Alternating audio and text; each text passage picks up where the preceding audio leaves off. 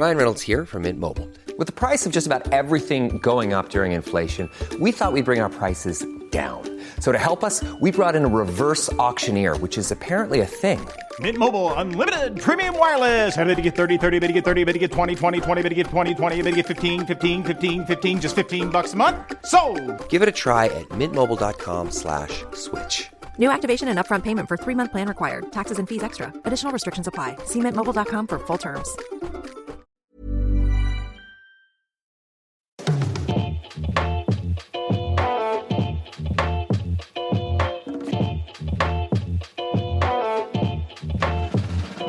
Hello and welcome to another episode of the Fantasy Writers Toolshed. I'm your host, Richie Billing, and today we're taking a look at what people enjoy doing with the free time in the medieval period. This is something that I always like to include in my stories because it helps make the world feel alive and it makes the characters seem fully fleshed out. So if characters like to play a certain kind of game, or if certain characters have a particular fondness for a type of hobby like cooking or fishing, anything like that, it just helps make your world seem like people genuinely live there, and that's how we make it immersive and make it a place that readers want to spend time in.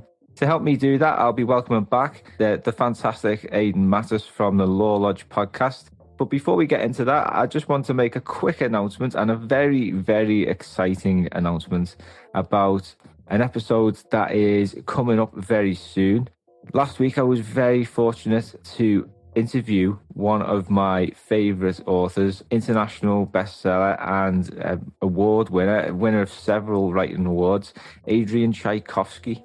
Adrian kindly took the time out of his busy schedule to chat to me about the writing process, how he turns ideas into stories, what ideas are worth picking to pursue for a novel or a novella or any kind of story, and methods and approaches and techniques and tips on how to overcome challenges that we encounter when it comes to writing. So everything from imposter syndrome to creating characters to editing and world building. Adrian shared some really brilliant insights, and I'm so excited to bring you that episode. It's going to be coming probably at two episodes time, so not the next episode but the episode after, and it's going to be a special hour-long edition. I always like to learn from the very best writers, and when I started writing, I just scoured the internet and any resource possible for advice from my favourite authors like George R.R. Martin, and I learned so much from them. And Adrian is another one of my favourite authors, and it was a real pleasure to have a chance to sit down and just talk writer to writer and learn as much as you can, and I'm sure that you're going to get something out of it. So do follow and subscribe to the show so you don't miss it, and you can also join our newsletter / writing group. So it's called the Writers Toolshed. You can find a link in the description. As soon as you join, you'll get an email with an invite to our writing groups, which are on Facebook and Discord. There are hundreds of us in each, and it's really fantastic. I'm getting so much benefits and joy out of it at the moment. So if you want to connect with other writers, share stories, get beta reads, get tips on different things, and find authors to help support your marketing efforts. So if you're promoting a new book, for example, you can connect with authors to share it with their email list and whatnot. So yeah, it's a great place to be. Like I said, you can join via the link in the description. And if you'd like to get more support with your writing beyond this podcast, we do have a Patreon page, and you can find lots of fantasy writing classes, books, interviews, resources like articles and guides. You can find them all on Patreon. Again, the link is in the description. And please do share this podcast with anyone you think may enjoy it. Anyone who may be interested in history, because sometimes we just focus on history and learn what we can from that. We've also had episodes on like psychology and sociology, so it's not just for writers, even though we do cover a lot of things that are helpful to writing and especially fantasy writing. And sharing this podcast really does help us. Quick share on social media, sharing it with your writing group or anyone you know. That's the only way we sort of rely on to get the word out. So any support support you can give is massively, massively appreciated. Anyway, enough of me waffling on. It's time to crack on with the show. And here's Aidan Mattis from the Law Lodge podcast for a fantastic chat about hobbies and interests and things people did in their free time during the medieval period. The people at the Middle Ages weren't all just farmers that worked, ate and slept. They were human beings, and like all of us, they like to have a bit of a laugh. So in today's instalment, I'm delighted to welcome back Aidan Mattis from the Law Lodge podcast to shed some light on the hobbies and interests of our medieval friends. Aidan, how's it going today? Going good. I'm gonna have some fun with this one.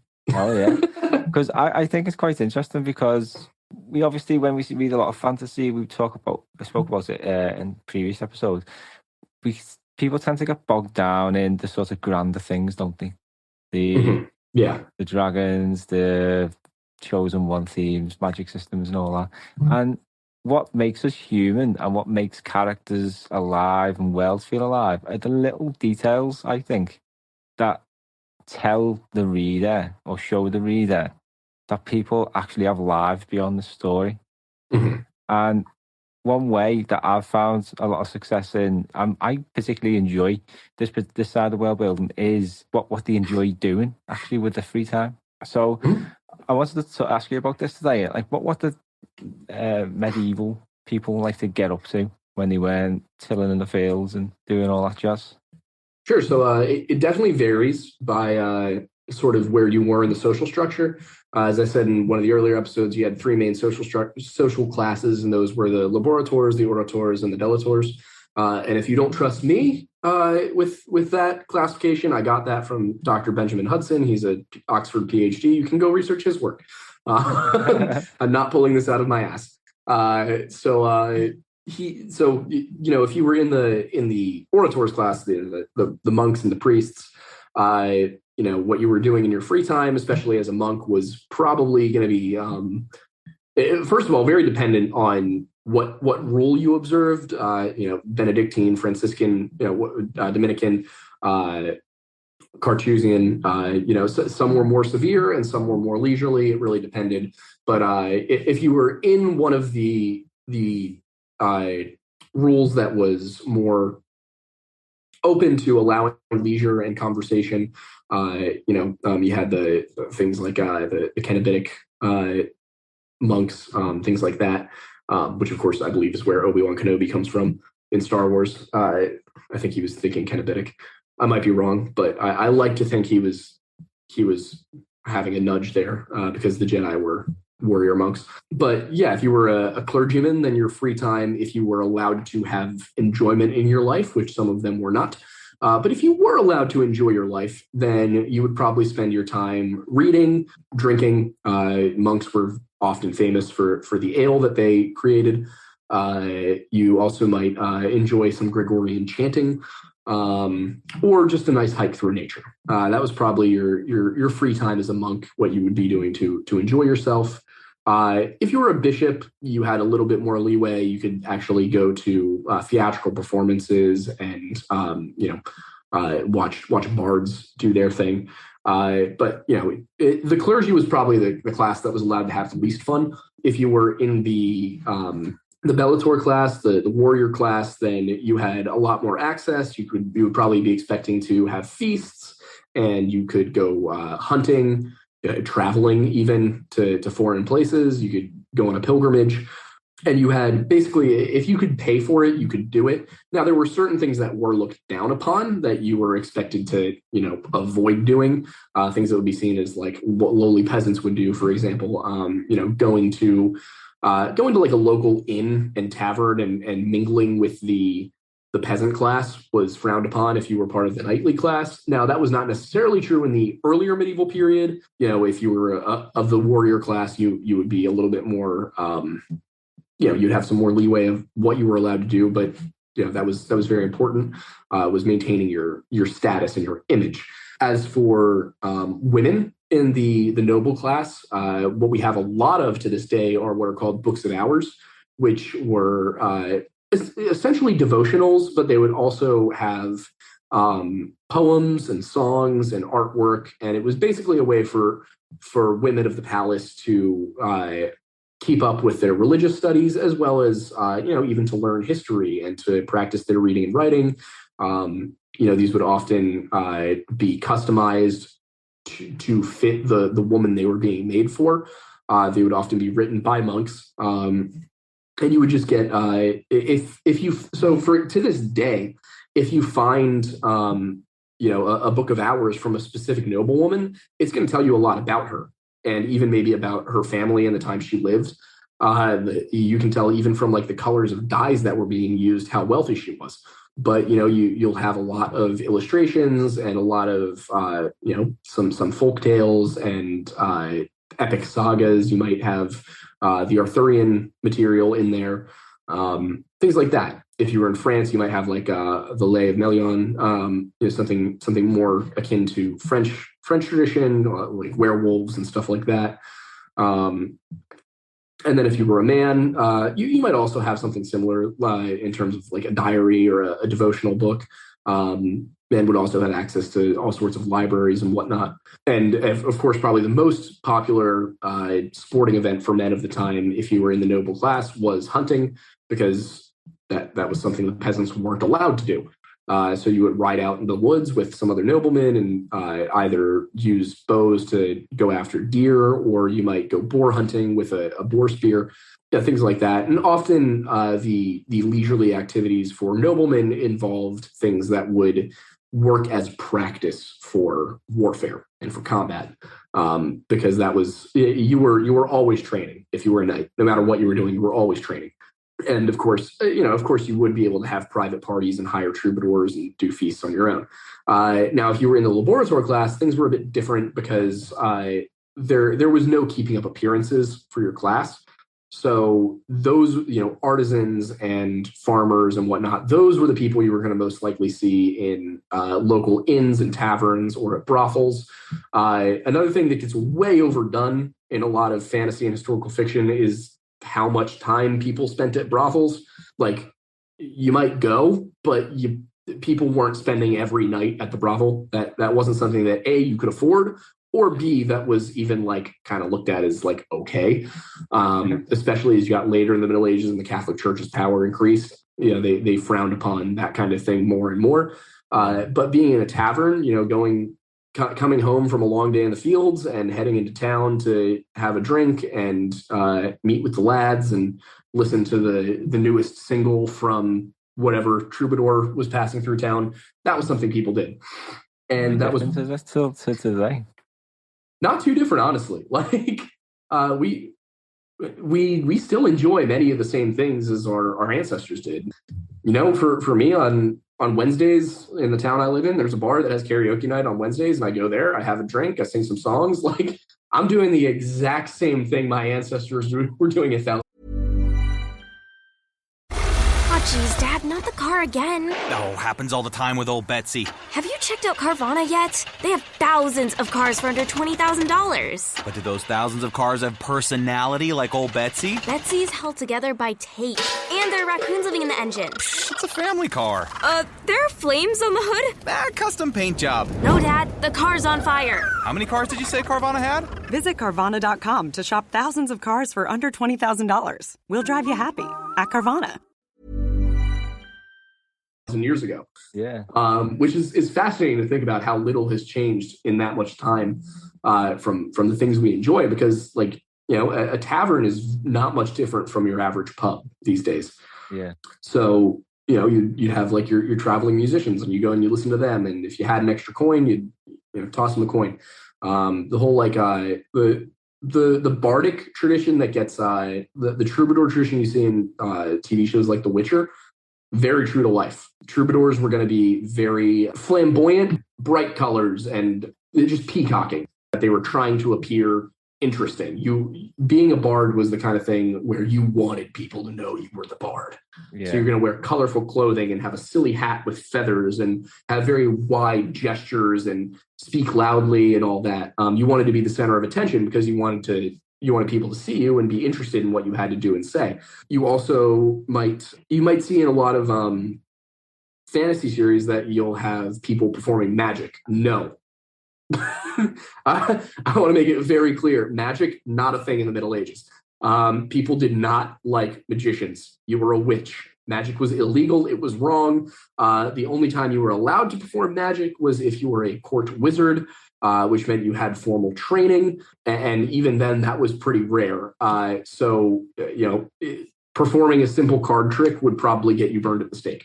So you didn't see a lot of magic. Gandalf coming into town and having the fireworks go off and making things disappear and all that would not have played well in the Middle Ages.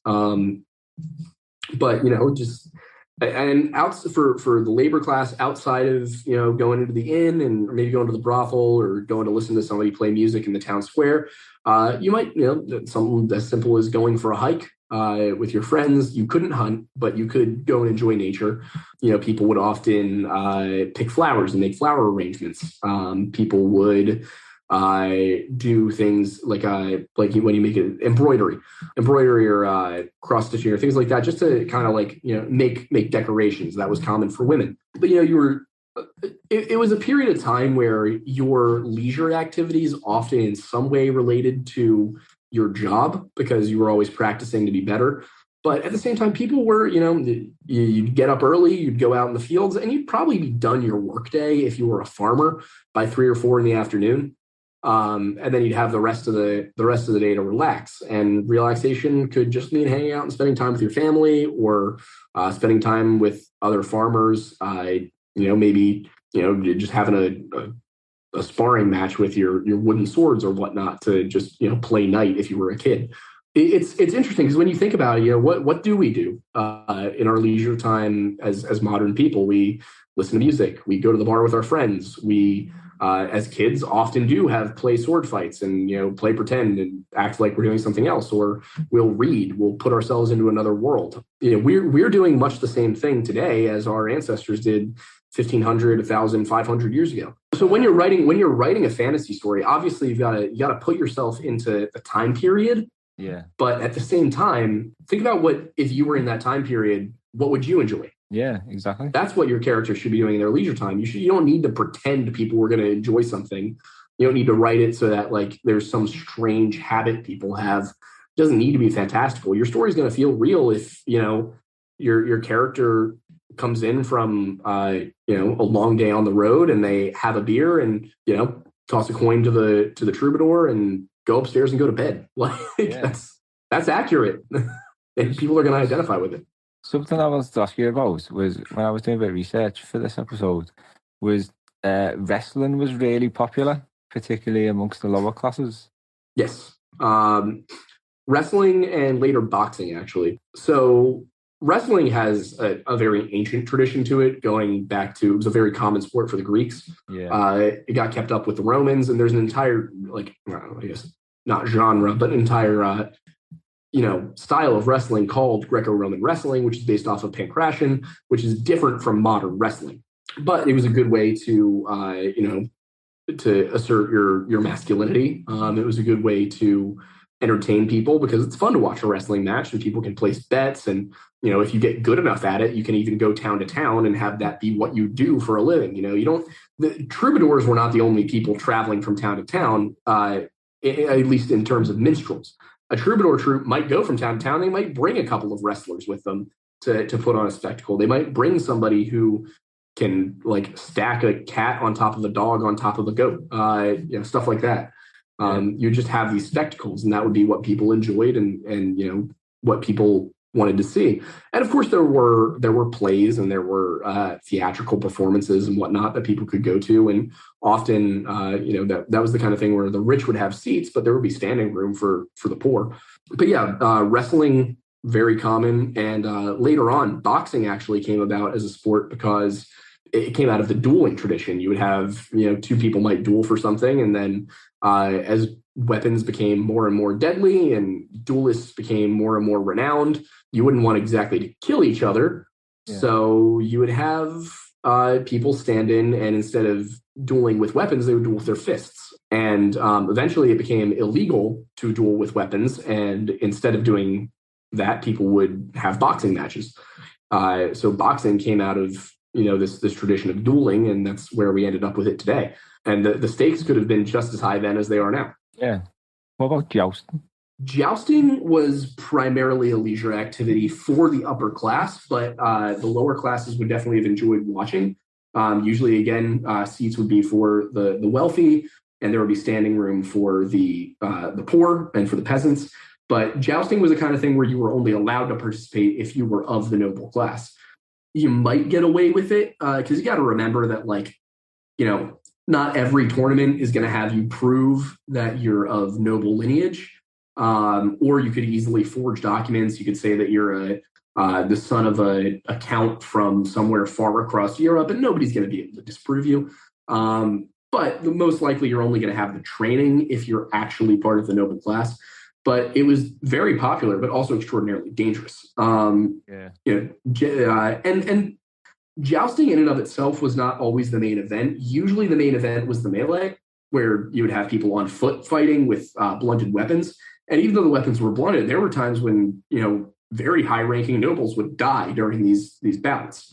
It's actually been revived today, medieval MMA. And most countries have national teams that most European and Commonwealth countries have national teams that will go and compete.